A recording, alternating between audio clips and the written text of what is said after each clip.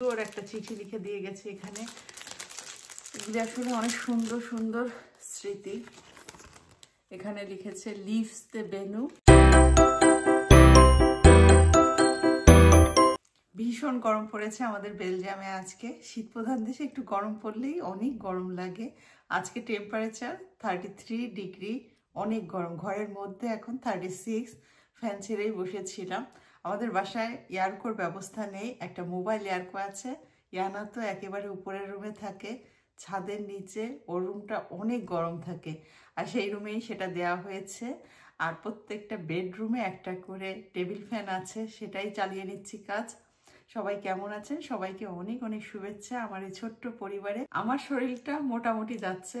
শীত প্রধান দেশে প্রতীক্ষায় থাকে একটু ভালো ওয়েদার, আর ভালো ওয়েদার যখন আসে আমার শরীরটা ততই খারাপ হতে থাকে। এখানে পোলন নামে একটা অ্যালার্জি বাতাসের সঙ্গে ভেসে বেড়ায়। ঘর থেকে বের হলে একটু গরম পড়লে যখন বাতাস হয়, ঘাস কাটে, তখন তার উপদ্রবটা বেশি হয়। আমার ক্ষেত্রে বিশেষ করে আমার নিঃশ্বাস নিতে কষ্ট হয়, গলায় অনেক কাশি হয়, হ্যাঁচি হয়।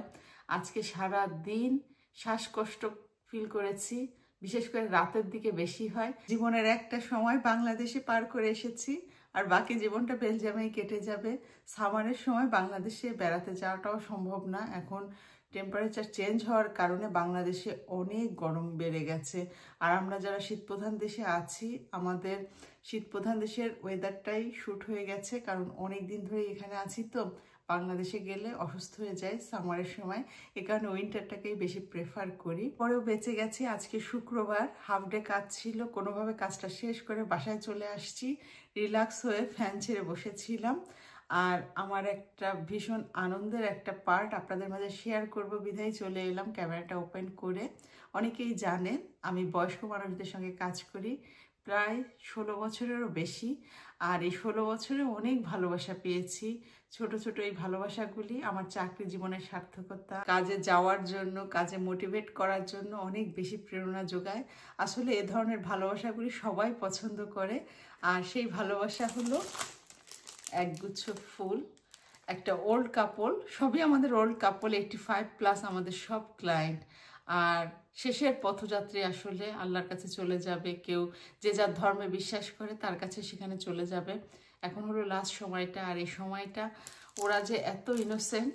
হয়তো অনেকেই বলবেন আমাদের বাংলাদেশেরও আসলে কালচারের একটা ব্যাপার আছে। আমাদের বাংলাদেশের বয়স্ক মানুষ আর এখানে আসার পরে বাচ্চা থেকে শুরু করে বয়স্ক মানুষ প্রত্যেকের মধ্যেই পার্থক্য আছে।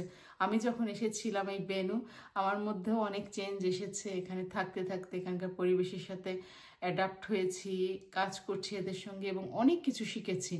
এখানের মানুষগুলি এত সফট, সত্যকে সত্য, মিথ্যাকে মিথ্যা। এরা অ্যাকচুয়ালি মিথ্যা বলতে জানে না, বাস্তব যেটা সেটাকেই তুলে ধরে। সেটা যদি সে কষ্ট পায় অথবা আনন্দিত হয়, সত্যটা বলতেই পছন্দ করে। একটা পেশেন্টের ক্যান্সার হয়েছে, ডাক্তারের কাছে গেলে নির্দ্বিধায় অনেক বুঝিয়ে তাকে বলে যে তোমার ক্যান্সার হয়েছে। তবে আমাদের বাংলাদেশে এই সত্যটাকে সবসময়ের জন্য লুকিয়ে রাখে। এটা অ্যাকচুয়ালি কালচারের ব্যাপার।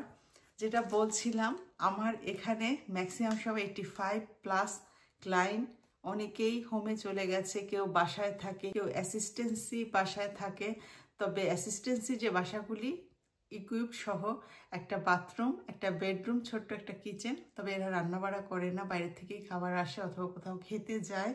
আসলে সব কিছু সুন্দর অর্গানাইজ করা। যদি পড়ে যায়, বিভিন্ন সিস্টেম আছে, নব আছে, ওখানে ক্লিক করলেই সঙ্গে সঙ্গে হেল্প চলে আসে। তবে এগুলি থেকেও যারা সমস্যায় আছে, যারা এগুলিকেও অ্যাডাপ্ট করতে পারছে না, মাঝে মাঝে পড়ে যাচ্ছে, কোনো কিছুই মনে রাখতে পারছে না, তাদের জন্য অ্যাকচুয়ালি হোম। আমার এই ভালোবাসার যে দিয়েছে তারা আসলে হোমে চলে গেছে। লাস্ট ডে ছিল কালকে ওদের সঙ্গে। আমার মনটা আমার খারাপ ছিল, তবে আমার স্মৃতিতে রেখে দেওয়ার জন্য এই ভিডিওটা করা। খুব সুন্দর একটা চিঠি লিখে দিয়ে গেছে এখানে, সুন্দর ফুলের সঙ্গে খুব সুন্দর একটা ভালোবাসা। এই স্মৃতিটা আমার থাকবে, এই ছবির সঙ্গেই আমার স্মৃতিটা থেকে যাবে। আর এই কারণে এই ভিডিওটা করা। এখানে ভোর বেনু, দাঙ্ক ইউ ওয়েল।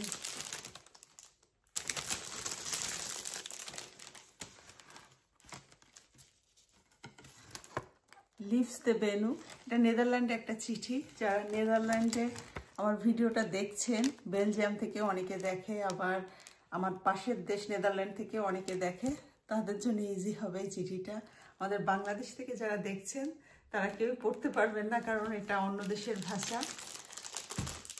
আসলে এই ছোট ছোট ভালোবাসাগুলি আমার কাছে অনেক কিছু। এই বয়স্ক মানুষগুলি এত ইনোসেন্ট হয়, এখানে এত ভালোবাসে, ওরা আসলে নিঃসঙ্গতায় ভোগে।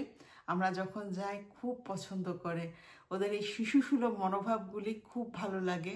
আমরা এনজয় করেই ওদেরকে সহযোগিতা করি, ভালো লাগে। আসলে আমাদের জবটা ভালো না লাগলে কেউ করতে পারবে না, কারণ জীবনের শেষ সময়টুকু এদের সঙ্গে আমরা কাটাই। আবার অনেকে ডিপ্রেশনে চলে যায়, মনে অনেক সাহসও রাখতে হয়। আমরাও তো একটা সময় এই পর্যায়ে চলে যাব। তবে পার্থক্যটা, যেটা আগেও বলেছি, আমাদের দেশের সঙ্গে অনেকটা বেশি পার্থক্য। এরা এত বেশি ইনোসেন্ট, আমি না এদের সঙ্গে কাজ করলে বুঝতে পারতাম না। যাই হোক, এরকম অনেক অনেক ভালোবাসা পেয়েছি আমার কর্মজীবনে।